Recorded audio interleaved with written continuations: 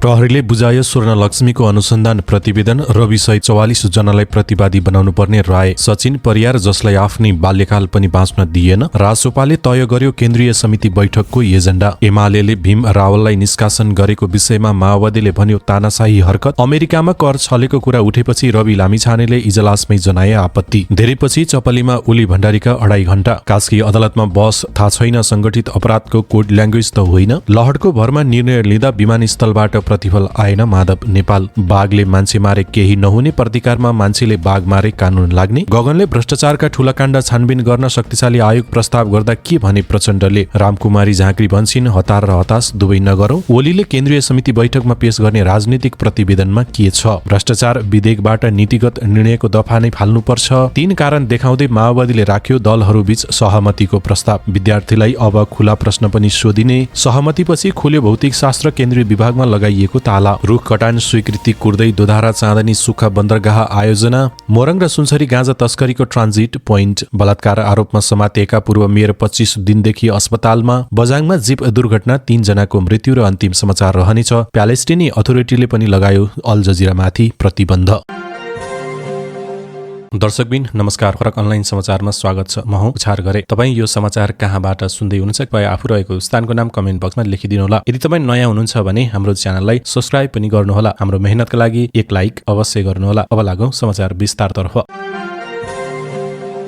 कालीमाटी स्थित स्वर्णलक्ष्मी बहुउद्देश्य सहकारी संस्थाको रकम अपचलनमा अनुसन्धान सकेर प्रहरीले फाइल बुझाएको छ। जिल्ला प्रहरी परिसर काठमाडौँले अनुसन्धान सकेर बिहीबार जिल्ला सरकारी वकिल कार्यालय काठमाडौँमा अनुसन्धान प्रतिवेदन बुझाएको हो। जाहेरीको 10 महिनापछि अनुसन्धानलाई गति दिएको प्रहरीले आरोपितहरूको बयान, सोधपुछ, सहकारी सम्बन्धी कागजातको अनुसन्धान, कार्यालयमा भेटिएका तथा नक्कली ऋण बनाएर अपचलन गरेका विषयहरू लगायत अध्ययन गरेर अनुसन्धान प्रतिवेदन बुझाएको छ। परिसरको मुद्दा फाँटका डीएसपी हरि खतिवड़ाका अनुसार 44 जनालाई प्रतिवादी बनाउनु पर्ने राय सहितको प्रतिवेदन बुझाएको छ। स्वर्णलक्ष्मीमा पक्राउ पूर्जी जारी भएका 44 जनालाई पहिलो चरणमा प्रतिवादी बनाउनु पर्ने प्रहरीले राय दिएको छ। पछि थप खुलेमा पूरक अभियोजन लैजाने गरी प्रतिवेदन बुझाइएको छ। प्रहरीले बुझाएको निवेदन अध्ययन गरेर सरकारी वकिल कार्यालयले काठमाडौँ जिल्ला अदालतमा मुद्दा दर्ता गर्नेछ। स्वर्णलक्ष्मी सहकारी ठगीसँगै संगठित अपराधको कसुरमा प्रहरीले 60 दिनसम्म हिरासतमा राखेर अनुसन्धान गरेको थियो। सो क्रममा राष्ट्रिय स्वतन्त्र पार्टीका सभापति समेत रहेका पूर्व गृहमन्त्री रवि लामिछाने सहित 44 जनालाई प्रतिवादी बनाउनु पर्ने विषय प्रहरीले आफ्नो अनुसन्धान प्रतिवेदनमा उल्लेख गरेको छ। 1 अर्ब 19 करोड रुपैयाँ बढी बिगो मागदाबी गर्नुपर्ने प्रहरीको राय छ। सुरुमा 1 अर्ब 11 करोड रुपैयाँ ठगिएको दावी गर्दै जाहेरी दिएको थियो। पछि जाहेरी र पीडितको संख्या बढेपछि बिगो पनि थप भएको हो। स्वर्णलक्ष्मी सहकारीबाट 16 भन्दा बढी कम्पनीमा 23 करोड 37 लाख 11,320 रुपैयाँ रकम ट्रान्सफर गरिएको अडिट रिपोर्टबाट खुलेको छ। जसमध्ये सबैभन्दा बढी जीवी गितेन्द्र बाबु राईको हर्बो इन्टरनेशनल प्रालीमा गएको छ। त्यहाँ 10 करोड 27 लाख 94,522 रुपैयाँ अपचलन भएको भेटिएको छ। जीवी ग्रुप अफ कम्पनी प्रालीका 1 करोड 69 लाख 1,042 रुपैयाँ, कुमकुम हर्बल इन्डस्ट्रिज प्रालीमा 13 लाख 11,448 रुपैयाँ, Devdeep agriculture and animal husbandry फार्ममा 3 करोड 78 लाख 7,936 रुपैयाँको रकम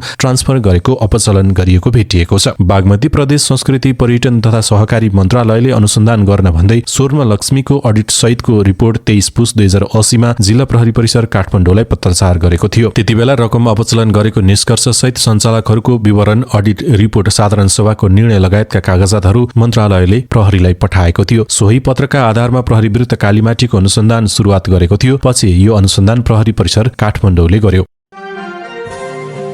आमिर खानले निर्माण गरेको एउटा हिन्दी फिल्म छ पिपली लाइफ। फिल्ममा 2 किसान दाजुभाइको कथा छ। कहिल्यै नसकिने दुःख र कहिल्यै नभरिने पेट बोकेर बाँचेका उनीहरूलाई बैंकको ऋणले थप अत्याएको छ। यस्तो परिस्थितिमा उनीहरूले थाहा पाउँछन् कि कुनै किसानले आत्महत्या गरेको अवस्थामा स्थानीय सरकारले मुआवजा बापत राम्रै पैसा दिनेछ। अब सोझा किसान आत्महत्या गर्ने तयारीमा लाग्छन्। यो खबर स्थानीय समाचारदाता हुँदै मूलधारका टेलिभिजनसम्म पुग्छ। सरकारी मुआवजाका लागि किसानले आत्महत्या गर्ने खबर ती मिडियालाई गजब लाग्छ र आत्महत्या गरेको एक्सक्लुसिभ समाचार देखाउने होडबाजी चल्छ। भयभरका मूलधारका मिडिया ती किसानको झुपटीमा पुग्छन्। प्रत्यक्ष प्रसारणका लागि ओबी भ्यानको ताती लाग्छ। अब दर्जनौं क्यामेराले किसानलाई पछ्याउन थाल्छन्। खाना खाँदा होस् वा शौचालय जाँदा कहीँ कतै छोड्दैन। किसानलाई आत्महत्या गरेर मर्नुभन्दा हरसिंह पछ्याइरहने क्यामेराबाट जोगिन मुस्किल हुन्छ। मूल विषयको संवेदनशीलतालाई ख्यालै नगरी कसैले कसैलाई सेन्सेसनल बनाउने होड चल्छ। सो फिल्मले छर्लङ्ग देखाउँछ। सन् 2010 मा प्रदर्शित यो फिल्मको परिवारसँग अहिले हाम्रो सन्दर्भमा ठ्याक्कै मेल खान्छ। जस्तो सचिन परिवारको कुरा गरौँ, एउटा अबुध बालक जसलाई सोशल मिडियामा भाइरल बनाइयो र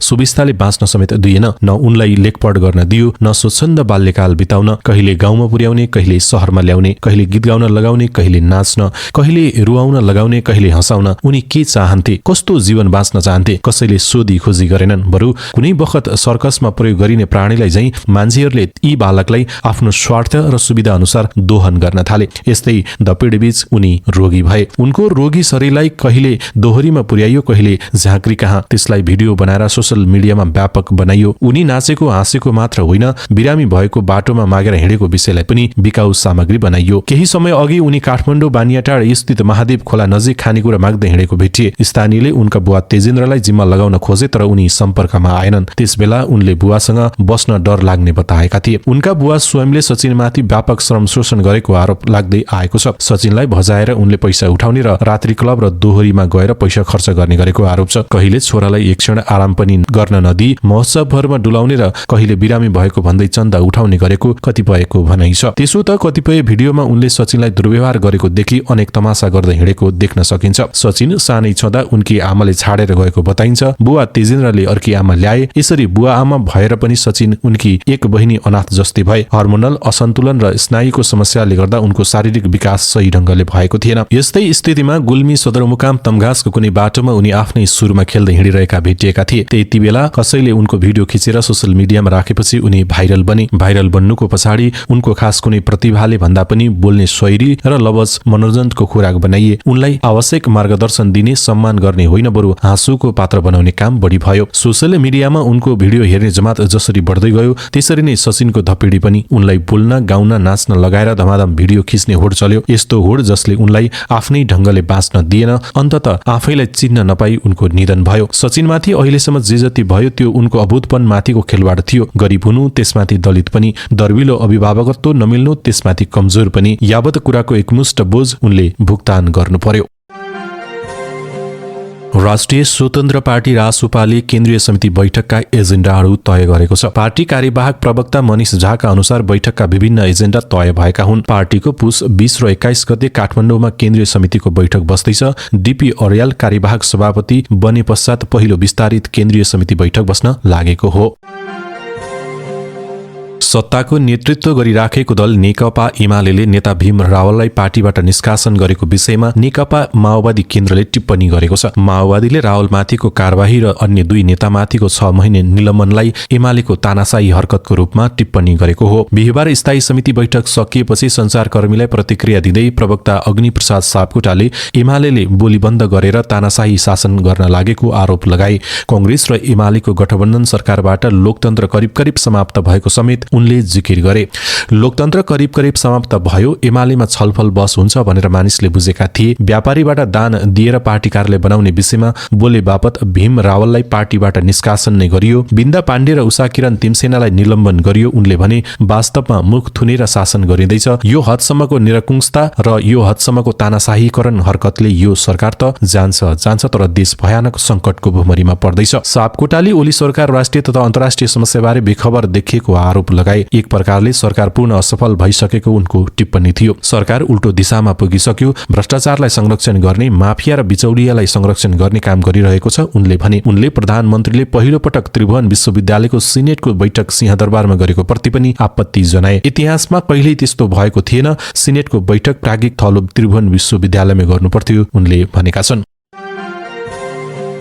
जिल्ला अदालत कास्कीमा सूर्यदर्शन सहकारी पीडितका कानून व्यवसायीले बहस गर्दा गर्दै रवि लामिछानेले आपत्ति जनाएका छन्। जाहेरवाला सहकारी पीडितका तर्फबाट बहस गरेका वरिष्ठ अधिवक्ता सुरेन्द्र भण्डारीले बहस गर्दा गर्दै लामिछानेले आपत्ति जनाएका हुन्। लामिछानेले नेपालमा मात्र नभएर अमेरिकामा पनि कर छली गरेर नेपाल आएको र अमेरिकाको विभिन्न अदालतमा मुद्दा रहेको कुरा उठाएका थिए। भण्डारीले उक्त कुरा उठान थालेपछि लामिछानेले हात उठाएर अब्जेक्सन भनेको सहकारी पीडितका अर्का कानून व्यवसायी अधिवक्ता युवराज पराजुलीले बताए। वरिष्ठ अधिवक्ता सुरेन्द्र भण्डारीले बहसका क्रममा रवि लामिछानेले अमेरिकामा पनि कर छली गरेको विषय उठाउनुभयो। त्यसपछि रवि लामिछानेले हात उठाएर अब्जेक्सन भन्नुभयो। उनले भने लामिछानेले आपत्ति जनाएपछि न्यायाधीश नितिज राईले रोकेका थिए। उनले तपाईका कानून व्यवसायीले पछि बहस गर्नुहुन्छ भनेर रोकेको अधिवक्ता पराजुलीले बताए। त्यसपछि लामिछाने चुपचाप बहस सुनेका थिए। पोखराको सूर्यदर्शन बचत तथा ऋण सहकारी संस्थामा सर्वसाधारणले राखेको बचत रकम अपचलन गरेको आरोपमा मुद्दा लागेका लामिछाने सहित 7 जना विरुद्ध जिल्ला अदालतमा थुनचेक बहस भइरहेको छ। मंगलबारदेखि सुरु भएको थुनचेक बहसमा बुधबार सरकारी वकिलको बहस सकिएको थियो। बिहीबार भने जाहेरवाला सहकारी पीडितका कानून व्यवसायीले बहस गरेका थिए। सहकारी पीडितका तर्फबाट वरिष्ठ अधिवक्ता भण्डारी, दिनेश त्रिपाठी, अधिवक्ताहरू युवराज पराजुली, रामचन्द्र आरसी गौतम, हरि कटेल र बीबी विष्टले बहस गरेका थिए। पीडितका तर्फबाट बहस गर्दै उनीहरूले आफू सञ्चालक र प्रबन्ध निर्देशक एमडी भएको कम्पनीमा लगानीको स्रोत थाहा छैन भन्नु छलकपट भएको जिकिर गरेका थिए। आफू एमडी भएको कम्पनीमा कहाँबाट पैसा आयो मलाई थाहा छैन भनेर कानूनले उन्मुक्ति दिँदैन। पराजुलीले भने थाहा छैन भन्नु आफैमा संदिग्ध कुरा भयो। सम्मानित अदालतमा ढाँटछल गर्न भएन नि। पोखराको सूर्यदर्शन सहकारीबाट लामिछानेको नाममा 1 करोड रुपियाँ कारोबार भएको कुरा सहकारी सञ्चालकहरूले नै बयानमा बताइसकेको भन्दै उनीहरूले यसरी नै सहकारीका गैर सदस्यले विभिन्न नाममा पैसा लगेर पीडितको बचत हिनामिना भएको दावी गरे। रवि लामिछानेको नाममा 1 करोड रुपियाँ पुलेसो कर्जा भनेर गएको सहकारीका सञ्चालकहरूले नै बताइसकेका छन्। पीडितका कानून व्यवसायीले बहसमा भने यसरी गैर सदस्यले पैसा लगेर नै अहिलेको अवस्था आएको हो नि। लामिछाने दम्पतिका नाममा भएको 27 करोड बढी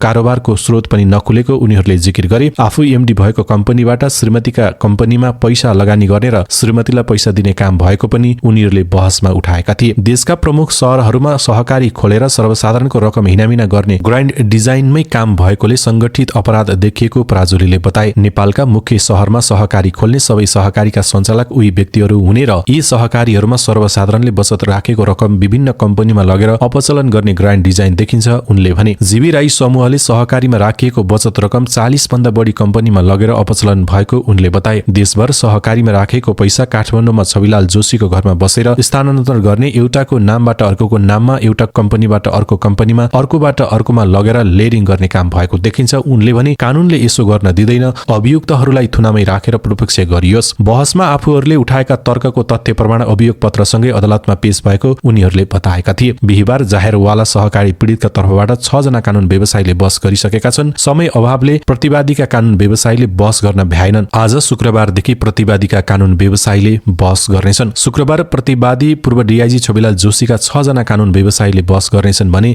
त्यसपछि रवि लामिछानेका 15 जना कानून व्यवसायीले बहस गर्नेछन्। लीला पसाईका तर्फबाट 1 जना कानून व्यवसायीले बहस गर्नेछन् भने बाँकी प्रतिवादीका तर्फबाट 2 जना कानून व्यवसायीले बहस गर्नेछन्। थुनचेक बहसमा राष्ट्रिय स्वतन्त्र पार्टीका सभापति लामिछाने, पूर्व डीआईजी जोशी, नेचर हब्स इन्टरनेसनलका सञ्चालक रामप्रसाद खनाल, लीला पसाई, मीना गुरुङ, कृष्णबहादुर गुरुङ र आरती गुरुङ प्रतिवादी छन्। उनीहरू विरुद्ध सहकारी ठगी, संगठित अपराध र सम्पत्ति शुद्धिकरण निवारण ऐन विपरीत कसुर गरेको अभियोग छ। जिल्ला सरकारी वकिलको कार्यालयले उक्त सहकारी ठगी आरोपमा 2080 असोज 18 गते 19 जनालाई प्रतिवादी बनाएर मुद्दा दायर गरेको थियो। उक्त मुद्दा अहिले पनि जिल्ला अदालतमा विचाराधीन छ। उनीहरू विरुद्ध पनि सम्पत्ति शुद्धिकरण र संगठित अपराधको थप अभियोग अदालतमा पेश गरिएको छ। सहकारीका पूर्व अध्यक्ष गीतेन्द्र बाबु, जीवी राई, उनका दाजु भूपेन्द्र राई, वर्तमान अध्यक्ष थान बहादुर बुढा, सञ्चालक समितिका उपाध्यक्ष कैलाश कुमार दलामी, सचिव धीरज कुमार दास, कोषाध्यक्ष कुमार रम्तेल, सदस्यहरू हेमन्त अधिकारी, कविता तामाङ र प्रमोद भट्टराई विरुद्ध मुद्दा दर्ता गरिएको छ। पूर्व सचिव अनुज नकर्मी र श्रेष्ठ, सञ्चालक सदस्यहरू शिवबहादुर गुरुङ, भविश्वर अर्याल र आइस्मा गुरुङ, लेखा समितिका संयोजक सागर केसी, सदस्य दिनेश रोका र ललिता तामाङ, लेखा अधिकृत सृष्टि मानन्दर, कर्जा अधिकृत बुद्धि गुरुङ विरुद्ध मुद्दा दर्ता भएको थियो। सूर्यदर्शन सहकारी ठगीमा मुसिएका सहकारी सञ्चालक लगायत व्यक्ति विरुद्ध सुरुमा दर्ता गरिएको मूल अभियोग, थप अभियोग र रवि लामिछाने सहित जोडिएको पूरक अभियोग गरी 8 वटा कम्पनी सहित 63 जनालाई प्रतिवादी बनाइएको छ। उनीहरूसँग 1 अर्ब 51 करोड बढी रकम बिगो माग गरिएको छ। प्रधानमन्त्री तथा एमाले अध्यक्ष केपी ओली बिहीबार अपराह्न पार्टी बैठक लगत्तै पूर्व राष्ट्रपति विद्या भण्डारी भेट्न चपली निवास गए। प्रधानमन्त्री तथा पूर्व राष्ट्रपति दुवैतर्फका स्रोत भन्छन् 2.5 घण्टा सौहार्द वार्ता भयो, तर भेटघाटका पृष्ठभूमि भने धेरै सौहार्द छैनन्। शीतल निवासमा 2 कार्यकाल बिताएपछि पूर्व राष्ट्रपति भण्डारी फेरि एमाले नेतृत्वमा फर्किन चाहन्छन्। गत असोजमा पूर्व राष्ट्रपति भण्डारीले आफू पार्टीमा फर्केर अध्यक्ष बन्ने सम्भावना टरी नसकेको बताएकी थिइन्। उनले राष्ट्र अध्यक्ष बन्ने बेला 9 वर्ष अघि निष्क्रिय पारेको पार्टी सदस्य सदस्यता गत वैशाखमा नवीकरण गरिसकेकी छन्। अनि जिल्ला जिल्लाबाट काठमाडौँ आउने एमाले नेता कार्यकर्तालाई प्राथमिकताका साथ भेट्न थालेकी छन्। एमालेमा अचेल अवसर नपाउने कार्यकर्ताका पीडा मजैले सुनिदिन थालेकी छन्। भण्डारीका गतिविधि अनि उनलाई भेट्न जाने आउने नेता कार्यकर्ताको नाम ओलीको जानकारी बाहिर छैनन्। यिनै पृष्ठभूमिको प्रतिक्रियामा प्रधानमन्त्री तथा पार्टी अध्यक्ष ओलीले 2 साता अघि भण्डारीबारे अर्थपूर्ण अभिव्यक्ति दिएका थिए। मङ्सिर अन्तिम साता एमालेको संगठन विभागद्वारा आयोजित कार्यक्रम समापनमा बोल्दै ओलीले पूर्व राष्ट्रपति भण्डारीलाई यसअघिका महत्वपूर्ण जिम्मेवारीमा आफूले नै प्रस्ताव गरेको जस लिए अनि उनलाई राजनीतिमा ल्याउनु परे आफैले प्रस्ताव गर्न सक्ने संकेत दिँदै अनावश्यक रूपमा गल लगाएर नतान्न पार्टी नेताहरूलाई चेतावनी नै दिए। उनले यसअघि विराटनगरमा मिडियासँग बोल्ने क्रममा भण्डारीको सम्भावित सक्रिय राजनीतिको प्रसङ्ग झिकेर पार्टीभित्र समस्या पैदा गर्न खोजिएको बताएका थिए। ओली भण्डारी सौहार्द र वार्ताको पृष्ठभूमिमा यस्ता अरू पनि दृष्टान्त छन् जसलाई मिहिन ढङ्गले केलाउँदै छलफल गर्न 2.5 घण्टा सायद पर्याप्त हुन्थेन। बीचमा राम्रोसँग उनीहरूबीच भेटघाट छलफल नभएको लामै भइसकेको थियो। उच्च स्रोतले भन्यो बाहिर चर्चा गतिविधि बाग्लै बढे तर जे भए पनि आपसी संवाद भइराख्नु पर्यो नि होइन, आज त्यही भएको हो। पार्टीका उच्च तहका नेताहरूले नै भण्डारीलाई सक्रिय गराउन चाहिरहेको एमाले वृत्तमा बहसमै छ। उपाध्यक्ष विष्णु पौडेल लगायत नेताहरू भण्डारीलाई अग्रसर गराउन छलफलमा रहेको गाईगुई चलेको थियो, जसको स्पष्टीकरणमा पौडेलले केही साता अघि एमालेमा ओलीलाई प्रतिस्थापित गर्ने अर्को कुनै नेता नभएको ठोकुवा गर्दै अन्तर्वार्ता दिनु परेको थियो। ओलीले आफूमाथि बढ्दो चुनौतीलाई समयमै आकलन गरिसकेका छन्। एमालेका नेता कार्यकर्ताहरू दिनौ भण्डारी निवास चपली जान थालेपछि मङ्सिर अन्तिम साताको 2 दिने संगठन विभाग कार्यक्रममा ओलीले दिएको सन्देश सिधा थियो। एमाले नेतृत्वमा 70 वर्षको उमेर हद हटिसकेको छ अनि ओली पोहोर चैतमा स्याङ्जा जिल्ला अधिवेशन उद्घाटनको क्रममा आफू झण्डै 20 वर्ष पार्टी नेतृत्वमा रहन सक्ने जिकिर गरेका थिए। पार्टीका केही नेताहरूले बताए अनुसार उनको यो अभिव्यक्ति अरू कोही नभएर पूर्व राष्ट्रपति भण्डारीको सम्भावित सक्रियतातर्फ लक्षित गर्दै दिइएको थियो। र पछिल्लो अर्को प्रसङ्ग पनि छ जसलाई ओली सहजै पन्छाउन सक्ने अवस्थामा छैनन्। एमालेबाट निष्कासित नेता भीम रावलले बुधबार ओली लक्षित 74 बुँदे आरोप पत्रमा ठाउँ ठाउँमा एमाले भित्र ओली सर्वेसर्वा बन्न जाँदा पार्टी नै शिथिल बन्न पुगेको आरोप लगाएका छन्।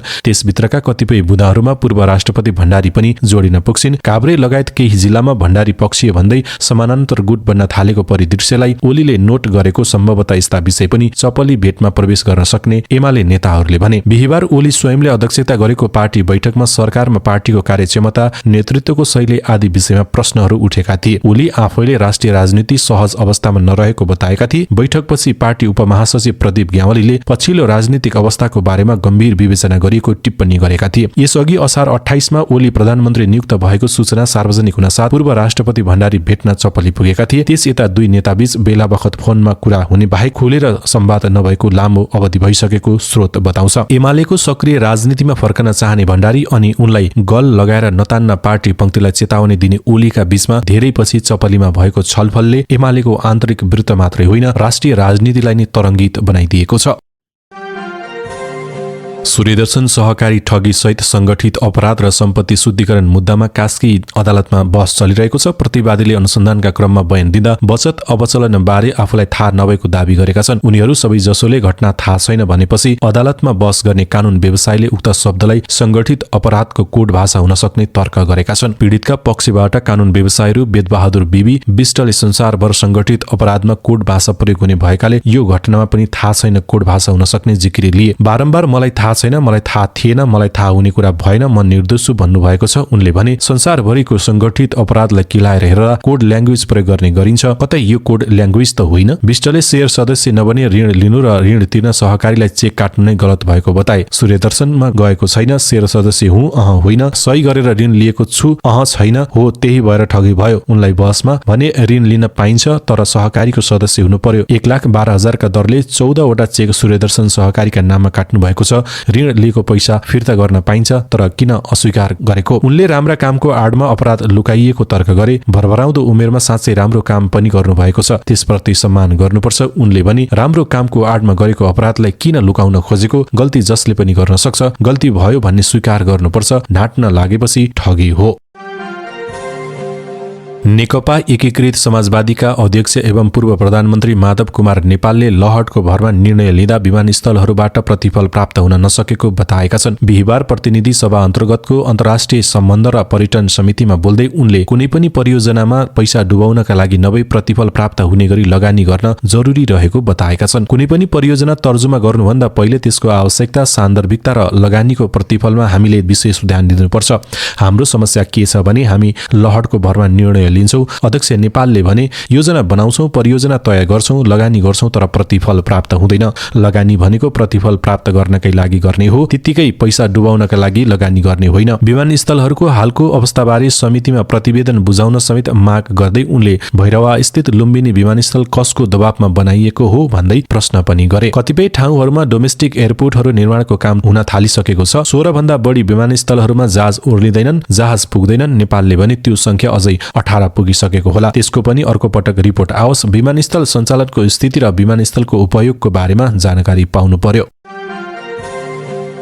नेपाली कांग्रेसका सभापति शेरबहादुर देउवाले आरक्षण क्षेत्रमा जनताले दुःख नपाउने गरी कानून बनाउन सुझाव दिएका छन्। सिंहदरबारमा बिहिबार बसेको प्रतिनिधि सभा अन्तर्गतको कानूनी न्याय तथा मानव अधिकार समिति बैठकमा केही नेपाल ऐनलाई संशोधन गर्न बनेको विधेयकको सन्दर्भमा वन तथा वातावरण मन्त्रालयसँग सम्बन्धित दफाहरूको छलफलका क्रममा सभापति देउवाले यस्तो सुझाव दिएका हुन्। मध्यवर्ती क्षेत्र र राष्ट्रिय निकुञ्जको आरक्षण क्षेत्रमा जनताहरूले धेरै दुःख पाइरहेको उनले बताए। सभापति देउवाले बाघले मान्छे मार्दा केही नहुने तर प्रतिकारमा मान्छेले बाघ मारे कानून लाग्ने अवस्थालाई उचित ढंगले समाधान गर्नुपर्ने धारणा राखे। बैठकमा वन तथा वातावरण मन्त्री एन बहादुर साई ठकुरीले आरक्षण क्षेत्रमा जनताले भोग्दै आएका समस्या समाधानका लागि बाधक रहेका कानूनहरूलाई संशोधन गरिने प्रतिबद्धता जनाए। शाहीले मध्यवर्ती क्षेत्र र राष्ट्रिय निकुञ्जको बीचमा रहेका जनताले भोग्दै आएका समस्या समाधानका लागि पनि कानून बाधक बनेको बताएका छन्। उनले मध्यवर्ती र निकुञ्ज क्षेत्रका समस्याहरू समाधान हुने गरी संशोधन गरिनुपर्ने बताए। उनले आफू मन्त्री भएर आएदेखि नै यस क्षेत्रका समस्या समाधानमा केन्द्रित रहेको भए पनि कानूनी समस्या र राष्ट्रिय अन्तर्राष्ट्रिय परिस्थितिले बाधक बनिरहेको बताएका छन्। उनले भने मध्यवर्ती क्षेत्र र राष्ट्रिय निकुञ्जको बीचमा जनताले पाएको दुःख,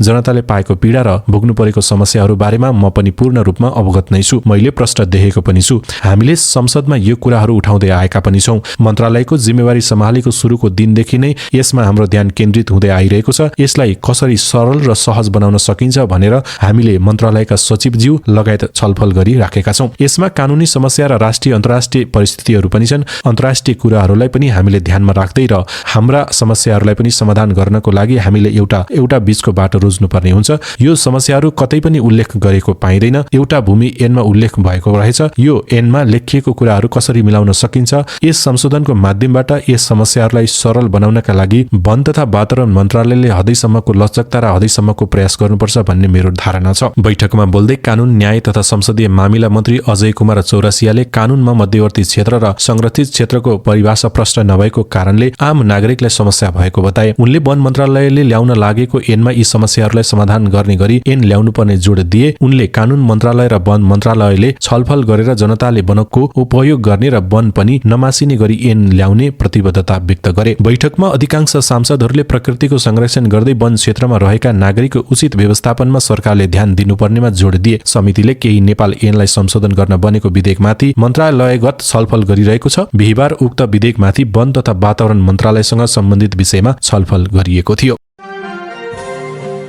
प्रतिनिधि सभा अन्तर्गत राज्य व्यवस्था तथा सुशासन समितिको बैठकमा नेपाली कांग्रेसका महामन्त्री गगन थापाले भ्रष्टाचारका ठूला काण्ड टुङ्गोमा पुर्याउन बरु शक्तिशाली आयोग नै बनाएर पनि जान सकिने विषय राखे। नेताहरूले एक अर्कालाई खुइल्याउने नाममा भ्रष्टाचारमा जोड्ने र ती विषय लामो समयसम्म पनि टुङ्गोमा नपुग्ने गरेको प्रसंग उल्लेख गर्दै सांसद समेत रहेका थापाले पार्टीकै तर्फबाट धारणा राखेको भन्दै बरु शक्तिशाली आयोग बनाएर ठूला भ्रष्टाचारका काण्ड अध्ययन गरी टुङ्गोमा पुर्याउनु पर्ने बताएका हुन्। आमन्त्रित गरेर भए पनि प्रधानमन्त्री र पूर्व प्रधानमन्त्री यो बैठकमा बोलाऊ। भ्रष्टाचारका कुन काण्डहरूको फाइल खोल्ने हो, कहिले सरकारमा बसेकाले फाइल खोलिदिन्छु भन्ने, कहिले सरकारबाट बाहिर गएको मान्छेले मैले फाइल खोल्दिन लागेको थिएँ त्यसकारण यस्तो भयो भन्ने भयो। बिहिबारको बैठकमा कुरा राख्दै थापाले भने बाहिर बसेका मानिसलाई यो कस्तो फाइल हो, फाइल कसले खोल्छ, सरकारले खोल्ने फाइल कस्तो हुन्छ भन्ने लाग्छ। हामीले बनाउन लागेको कानूनले त अख्तियारले फाइल खोल्छ। फाइल खोलिदिन्छु भन्ने कुरा सुन्दा नागरिक आजित भइसकेको पनि थापाले बताए। त्यसकारण एउटा छलफल नै गर्यौं कुन फाइल खोल्नु पर्ने हो, सेरा दरबारदेखि ललिता निवास, गिरिबन्धु, क्यान्टोनमेन्ट कुन कुन हो, सँगसँगै बसेका बेला केही नभन्ने बाहिर आएपछि गिरिबन्धु र क्यान्टोनमेन्टको फाइल खोलिदिन्छु भन्ने गरेका पनि सुनिएका छन्।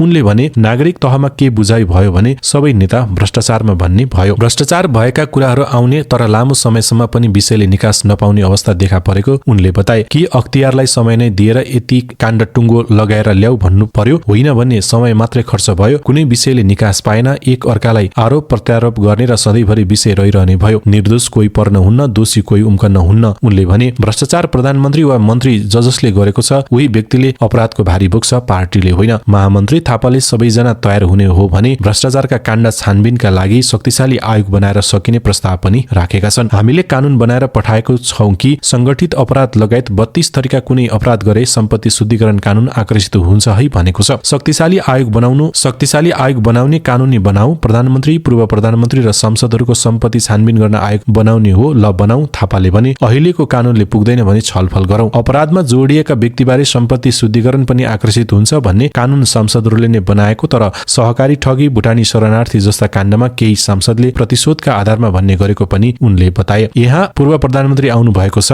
बहालवाला प्रधानमन्त्री र पूर्व प्रधानमन्त्रीहरूलाई पनि बोलाऊ। यो उपयुक्त थलो हो, यही बसेर दिनभर बसेर भ्रष्टाचारका काण्डहरू कुन कुन हुन् लेखौं र टुङ्गोमा पुर्याउँ, थापाले भने। यसपछि समितिका सभापति रामहरि खतिवडाले पूर्व प्रधानमन्त्री पुष्पकमल दाहाल प्रचण्डले बोल्न समय माग गरेको भन्दै समय दिए। अध्यक्ष दाहालले छोटकरीमा आफ्ना कुरा राखेका थिए। गगनजीले राखेका गम्भीर विषय नै छ, यो साँचो कुरा हो उनले भने। तर मलाई के लाग्छ भने मुख्य कुरा नियत र निष्ठाको हो। नियत ठिक र निष्ठापूर्व भयो भने सकारात्मक दिशातिर जान्छ, तर पनि प्रमुख नेताहरूसँगै बसेर छलफल गर्नु उचित नै हुन्छ। नेकपा एकीकृत समाजवादीका नेत्री रामकुमारी झाँक्रीले हतार र हताश दुवै नगर्न आग्रह गरेकी छन्। बिहिबार साँझ आफ्नो आधिकारिक फेसबुक पेजमा झाँक्रीले लेखेकी छन्, बजार हल्लाभन्दा पर छ वास्तविकता, हतार र हताश दुवै नगरौं, नबनौं। पछिल्लो समय झाँक्री एकीकृत समाजवादीको नेतृत्वसँग सन्तुष्टि हुन सकेकी छैनन्। यद्यपि पछिल्लो कार्यविभाजनमा उनले विद्यार्थी इन्चार्जको जिम्मेवारी पाएकी छन्। नेकपा एमाले देशभित्र अराजकता बढ्दै गएको निष्कर्ष निकालेको छ। एमाले केन्द्रीय समिति बैठकमा पेश गर्न तयार रहेको राजनीतिक प्रतिवेदनमा यस्तो निष्कर्ष निकालिएको हो। एमाले उपमहासचिव प्रदीप कुमार ग्यावालीले पछिल्लो अराजकता बढ्दै गएको र मुलुकलाई अस्थिरतातर्फ धकेल्न समेत प्रयासहरू भएको सन्दर्भमा पार्टीले खेल्नुपर्ने भूमिकाका सन्दर्भमा प्रतिवेदनमा उल्लेख भएको बताए। राष्ट्रिय राजनीतिको विभिन्न प्रवृत्तिहरू, खास गरी पछिल्लो समय बढ्न लागेको अराजकता, मुलुकलाई अस्थिरतातर्फ धकेल्न गरिएका प्रयासहरूको पृष्ठभूमिमा अब हामी कसरी अघि बढ्नुपर्छ भन्ने बारेमा कामको रेखाङ्कन प्रतिवेदनमा गरेका छौं, ग्यावालीले भने। उनले बिहिबारको सचिवालय बैठकबाट प्रतिवेदन पारित भएको जानकारी दिँदै प्रतिवेदनमा खास गरी पछिल्लो राजनीतिक अवस्थाको बारेमा गम्भीर विवेचना गरिएको जानकारी दिए। सचिवालयबाट पारित भए अनुसार पुस 21 र 22 गते बस्ने केन्द्रीय समिति बैठकमा अध्यक्ष केपी ओलीले प्रतिवेदन पेश गर्ने उनको भनाइ छ। प्रतिवेदनमा सरकारको समीक्षा गर्दै आगामी दिनमा गर्नुपर्ने कामको योजना पनि बनाइएको छ। उनले भने सरकार गठन यताको 6 महिनाको समीक्षा गरिएको छ र त्यसमा सरकारले केही महत्त्वपूर्ण उपलब्धिहरू हासिल गरेको, केही महत्त्वपूर्ण कामहरू भएको र थुप्रै कामहरू चाहिँ गर्न बाँकी रहेको हुनाले ती बाँकी रहेका कामहरूलाई छिटो सम्पन्न गर्न, खास गरी डेलिभरीको पाटोमा, अर्थतन्त्रलाई चलायमान र अझ लयमा ल्याउने पाटोमा सरकारले अझ बढी ध्यान केन्द्रित हुनुपर्छ भन्नेमा पनि प्रतिवेदनमा विश्लेषण गरिएको छ। नयाँ सरकार बनेपछि एमालेको पहिलो केन्द्रीय समिति बैठक बस्न लागेका हुनाले नेपाली कांग्रेससँग किन नयाँ सहकारी सुरु गर्नु पर्यो भन्ने बारेमा पनि प्रतिवेदनमा विश्लेषण गरिएको उनको भनाइ छ। यसको औचित्य, आवश्यकता र यसले सिर्जना गरेका अवसरहरू के हुन् भन्ने बारे समेत प्रतिवेदनमा विश्लेषण गरेका छौं। उनले भने यस्तै प्रतिवेदनमा अन्तर्राष्ट्रिय परिस्थितिको समेत विश्लेषण गरिएको बताए। असार 17 मा भएको कांग्रेस र एमाले सहमति अनुसार सरकार गठन भएपछि एमालेको केन्द्रीय समिति बैठक पहिलो पटक बस्न लागेको थियो। भ्रष्टाचार नियन्त्रणको विषय जल्दो बल्दो छ। भ्रष्टाचार रोक्ने कुरा केही जटिल पनि छ, तर नियन्त्रण हुनुपर्छ भन्नेमा विवाद छैन। भ्रष्टाचार लुटतन्त्र जे नाम दिए पनि गलत प्रवृत्तिका क्रियाकलापहरू बृहत परिभाषाबाट हेर्दा भ्रष्टाचार नै हुन्। भ्रष्टाचार समाजका लागि नौलो होइन। युरोप, अमेरिकामा पनि छ। चीनमा भ्रष्टाचार भएमा मृत्युदण्ड दिइन्छ। नेपालमा पनि भ्रष्टाचार छ। मानव समाजको सुरुवातदेखि नै आजसम्म कुनै न कुनै रूपको भ्रष्टाचार छ। त्यो हाम्रो समाजमा छ, अर्को समाजमा पनि छ। भ्रष्टाचारको मात्रा कतिसम्म हुँदा सह्य हुने हो, कुन मात्रामा बढी भएपछि असह्य हुने हो, समाजको सर्वकालीन बहसको विषय हो। भ्रष्टाचार राज्य विरुद्धको कसुर र समाज विरुद्धको काम हो अनि दण्डनीय विषय हो। भ्रष्टाचारलाई बढ्न दिनु हुँदैन, सकेसम्म घटाउनुपर्छ भन्ने मूल्य मान्यता छ। यस मामिलामा सबैतिर साझा दृष्टिकोण छ। त्यसैले भ्रष्टाचार नियन्त्रण गर्ने विषय समाजका लागि चुनौती छ। नेपालमा भ्रष्टाचार छ अनि भ्रष्टाचार नियन्त्रण गर्ने प्रयास पनि छ। होइन भने समाज अहिले जुन ढंगले चलिरहेको छ त्यसरी चल्ने थिएन। हामीसँग संविधान ऐन कानून छन्, नियमहरू बनाइएको छ, पद्धति निर्माण भएको छ, एक तहको सचेतना पनि छ।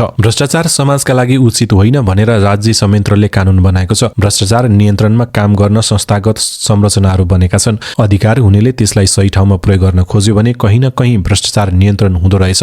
हामी कहाँ काम भएका छन्, संस्थाहरूले काम गरेका छन्। अख्तियार राज्यको निकाय हो र निश्चित जिम्मेवारी उसँग छ।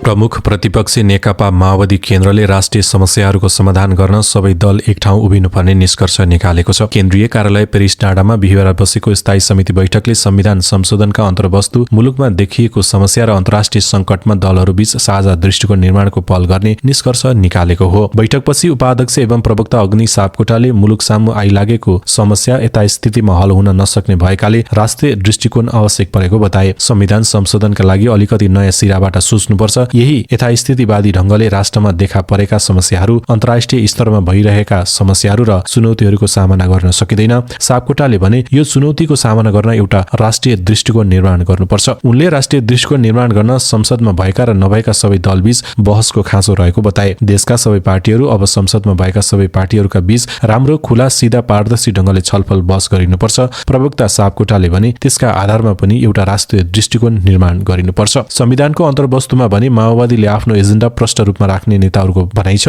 साझा दृष्टिकोण बनाएर जाँदा समानुपातिक निर्वाचन प्रणाली, प्रत्यक्ष निर्वाचित कार्यकारी प्रमुख र जनताको एजेन्डा सम्बोधन गरिनुपर्ने अडान रहन्छ, पार्टी सचिव देवेन्द्र पौडेलले भने। यद्यपि माओवादीको निर्णय नभएर प्रस्ताव हो। आगामी 21 र 22 पुसमा केन्द्रीय समिति बैठक बोलाइएकाले त्यही बैठकबाट निर्णय हुनेछ। तर यो स्थायी समितिले केन्द्रीय समिति बैठकमा राष्ट्रिय समस्यामा सबै दलबीच साझा दृष्टिकोण निर्माणको पहल लिने प्रस्ताव लग्ने भएको छ। अहिले देश विपदको भुमरीमा पर्दैछ। हाम्रो देश शीत युद्धको इपिसेन्टरमा पनि जाँदैछ। उपाध्यक्ष सापकोटाले भनेका छन्, यो देशको रक्षा गर्ने दायित्व समस्त नेपालीको हो। त्यसकारण हामी एक स्वरमा भन्छौं कि नेपाल नेपालीहरूको हो। सापकोटाले नेपालका मामिलाहरूमा नेपालीहरू नै पहल कदमी लिनुपर्ने तर्क गरेका छन्। बिहिबारको बैठकको निष्कर्ष सुनाउँदै सापकोटाले भनेका छन्, यो देश नेपालीहरूले नै चलाउनुपर्छ। हामीलाई कसैको हैकम स्वीकार्य छैन। अगाडि बढेर सापकोटाले सबै दलहरू बीच विन विनको अवस्थामा जान पनि एक ठाउँ उभिनुपर्ने प्रस्ताव गरेका छन्। सबै पार्टीलाई के आह्वान र अपील गर्छौं भने सबैको विन विन सिचुएसन, सबैले जिते जिते जस्तो हुने एउटा महानतम उद्देश्य अथवा त्यस्तो दृष्टिकोण बनाउनका लागि सबै लागौं भनेर अपील गरिएको छ, सापकोटाले भने। तर यसको अर्थ सत्तामै राष्ट्रिय साझेदारीको प्रस्तावका रूपमा भने यसलाई लिन नहुने सचिव पौडेलले बताए। उनका अनुसार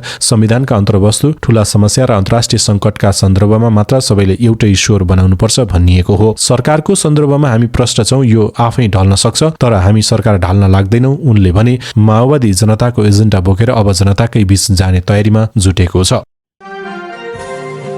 विद्यालय तहका विद्यार्थीहरूलाई खुला प्रश्न पनि सोध्ने तयारी गरिएको छ। पाठ्यक्रम विकास केन्द्रका महानिर्देशक इम नारायण श्रेष्ठका अनुसार खुला प्रश्न राख्ने विषयमा छलफल भइरहेको छ। यसका लागि पाठ्यक्रम र मूल्याङ्कन मापदण्ड बनाउने तयारी केन्द्रले गरेको छ। 3 घण्टाको परीक्षा मात्र पूर्ण होइन, विद्यार्थीलाई खुला प्रश्न सोधे विषयमा गृहकार्य गरिरहेका छौं। उनले भने विद्यार्थीलाई किताबी ज्ञान मात्र होइन, अतिरिक्त क्षमताको विकास गर्न खोजिएको हो। खुला प्रश्नमा एउटै उत्तर दिनुपर्छ भन्ने छैन। विद्यार्थीले आफूलाई लागेको तर्क राख्न सक्छन्। श्रेष्ठले विद्यार्थीमा आलोचनात्मक चेतको विकास गर्न खोजिएको बताएका छन्। शिक्षाविद डाक्टर विद्यानाथ कोइरालाले विद्यार्थीलाई खुला प्रश्न सोध्न विषय उठाउँदै आएका छन्। विशेषतः कोरोना महामारीका बेला उनले यो विषय उठाएका थिए। त्यसबेला धेरैले असम्भव छ भनेर प्रश्न गरेका थिए। अहिले आएर लागू गर्ने तयारी भएछ, राम्रो कुरा हो, कोइरालाले भने। धादिङका केही विद्यालयमा खुला प्रश्न सोधिने गरेको र प्रभावकारी समेत भएको कोइरालाले बताए। तर प्रश्न कस्तो बनाउने भन्नेमा चुनौती देख्छन् उनी। एउटा बच्चाले घरमा भैँसी दोयो भने त्यसबाट के कुरा बुझ्यो त, विज्ञानले के कुरा सिक्यो त, गणितले के थाहा पायो, अर्थशास्त्रले के बुझ्यो, त्यो खोज्ने गरी प्रश्न सोधिनुपर्छ उनले भने। अभिभावकलाई पनि बुझाउनु पर्ने उनको तर्क छ।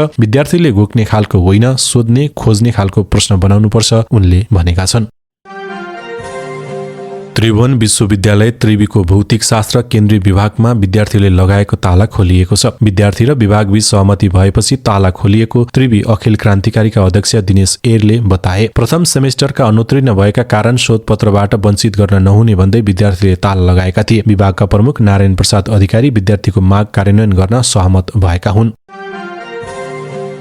दोधारा चाँदनी सुक्खा बन्दरगाह आयोजना निर्माण चरणमा पुगेको छ। सरकारले कञ्चनपुर दोधारा चाँदनी नगरपालिका 1 मा एकीकृत जाँच चौकी र सुक्खा बन्दरगाह निर्माण गर्दैछ। यसका लागि आवश्यक प्रक्रिया पूरा भई अब रुख कटान आदेश कुरिरहेको नेपाल इन्टरमोडल यातायात विकास समितिले जानकारी दिएको छ। समितिका कार्यकारी निर्देशक आशिष गजुरेलका अनुसार समितिले 9 पुसमा रुख कटान बाबत सरकारलाई बुझाउनु पर्ने वन विकासको 14 करोड 82 लाख 60 हजार रुपियाँ राष्ट्रिय निकुञ्ज तथा वन्यजन्तु संरक्षण विभागको कोषमा जम्मा गरेको छ। यस स्थानमा संरचना बनाउन विभिन्न प्रजातिका 1702 र पोल हटाउनु पर्ने देखिएको छ। यसका लागि शुक्लाफाँट राष्ट्रिय निकुञ्जबाट समेत स्वीकृति प्राप्त भएको समितिले जनाएको छ। दोधारा चाँदनी एकीकृत जाँच चौकी तथा सुक्खा बन्दरगाह निर्माणका लागि शुक्लाफाँट राष्ट्रिय निकुञ्जको मध्यवर्ती क्षेत्रमा राष्ट्रिय वनको 42.36 हेक्टर जग्गा प्रयोग गर्नुपर्छ। यी रुख पोल हटाउन मन्त्री परिषद बैठकले 2 असोजमा स्वीकृति दिएको थियो। आयोजनाले काट्ने रुखका लागि उक्त क्षेत्र बराबर जमिन उपलब्ध गराउन नसकेका कारण सट्टा भर्ना बापत विभागलाई 14 करोड रुपियाँ दिएको हो। यो सँगै अब रुख कटान आदेश कुरिरहेको कार्यकारी निर्देशक गजुरेलले जानकारी दिए। उनका अनुसार आदेश आएसँगै रुख कटान प्रक्रिया सुरु हुन्छ। यो बन्दरगाह भारत सरकारको आर्थिक तथा प्राविधिक सहयोगमा निर्माण हुँदैछ। आयोजनाको कुल लागत 5 अर्ब 76 करोड रुपियाँ रहेको छ। यो संरचना निर्माणका लागि भारतीय पक्षबाट कम्पनी छनौट गर्न टेन्डर तयारी गरिसकेको समितिले जनाएको छ। रुख कटान कार्य सम्पन्न भएपछि टेन्डर प्रकाशित हुने जानकारी भारतीय पक्षले गराएको समेत समितिले जनाएको छ। यहाँ अत्याधुनिक सुविधा सम्पन्न व्यापार पूर्वाधार सहित पूर्वाधार निर्माण हुँदैछ।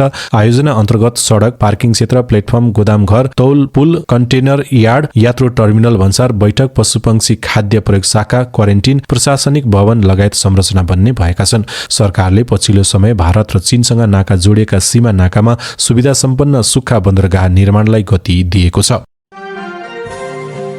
भारततर्फ तस्करी हुन लागेको 155 केजी गाँजा लोड भएको स्कर्पियो गाडी र 2 जना कारोबारीलाई मोरङ प्रहरीले मंगलबार पक्राउ गर्यो। गाँजा सहित पक्राउ पर्नेहरूमा सुनसरी धरान उपमहानगरपालिका 12 का 24 वर्षीय राहुल विश्वकर्मा र धनकुटा शहीदभूमि गाउँपालिका वडा नम्बर 6 बस्ने 19 वर्षका सूरज राई छन्। राहुल चालक हुन् भने गाँजा ल्याउने सूरज स्कर्पियोमा सवार थिए। यसअघि सशस्त्र प्रहरी बल सुनसरीबाट खटिएको टोलीले बोक्राहा नरसिंह गाउँपालिका क्षेत्रबाट 148 केजी गाँजा बरामद गरेको थियो। तस्करी धन्दामा लागेका गिरोहले गाँजाको गन्ध आउन नदिन सडेको तरकारी मिनी ट्रकमा हालेको र मुनिबाट गाँजा राखेको पाइएको प्रहरीले जनाएको छ। धनकुटाबाट ल्याएर प्रदेश 1020001 ख 8614 नम्बरको मिनी ट्रकमा भारततर्फ लाने तयारीको अवस्थामा राखेको 6 बोरा गाँजा बरामद गरिएको थियो। गाँजा सहित धनकुटा जिल्ला शहीदभूमि गाउँपालिका 4 बस्ने 36 वर्षका हेमप्रसाद राई, शहीदभूमि गाउँपालिका 2 बस्ने 36 वर्षका हिक्मत राई र सो स्थान बस्ने 35 वर्षका